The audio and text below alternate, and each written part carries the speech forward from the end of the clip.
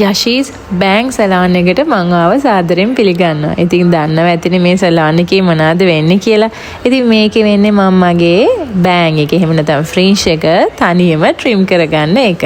ඉතින් මම මේ කලින් වීඩියෝ එකක් පෝස්ට් කරා මේ බෑන්ක් කියන ඒවා ඉක්මනට වැවෙනවනේ ඒක ගැන.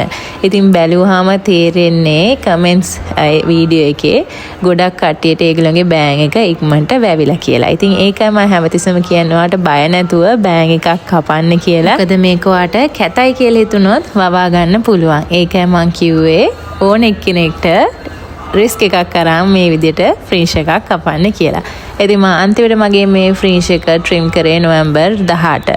ඉතින් මම ඒකේ වීඩියෝ එකකුත් පෝස්ට් කරා. ඉතින් මම මේක ආයි මේ ට්‍රිම් කරන්නේ දෙසැම්බර් 14. පේනවනේ ඉතින් ටක් ගාලා මේක වැවෙලා. ඉතින් එපා වෙනවා වෙලාවකට හැමතිස්සෙම ට්‍රිම් කරන්න ගියාම ඒ වුණාට ඉතින් ආසාව ඊට වැඩිනේ. ඒකයි ඉතින් මම කොහොම හරි මේක ට්‍රිම් කරගන්න. ඉතින් මට මික්ස් කමෙන්ට්ස් තමයි මගේ මේ බෑග් එකට තියෙන්නේ. ඉතින් ඔයා වීඩියෝ එක අන්තිම වෙනකම් බලලා කියන්නකෝ මොකද්ද ඔයාගේ ෆීඩ්බැක් එක කියලා.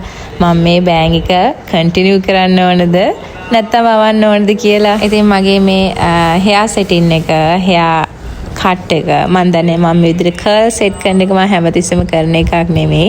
කොයි හරි ස්පෙෂල් කොයි හරි යනකොට විතරයි මම මේ විදිහට කොණ්ඩේ හදන්නේ. ඔයාලට මගේ අනිත් වීඩියෝස් බැලුවාම ඒක හොඳටම තේරෙයි.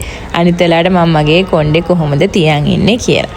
ඉතින් ඔහොම තමයි අද මම මගේ මේ බෑන්ක්ස් ට්‍රිම් කරේ. ඉතින් මොකද හිතන්නේ? යශීස් බෑන්ක් සලෝන් එකට ඔයා 5 star රේට් කරනවද?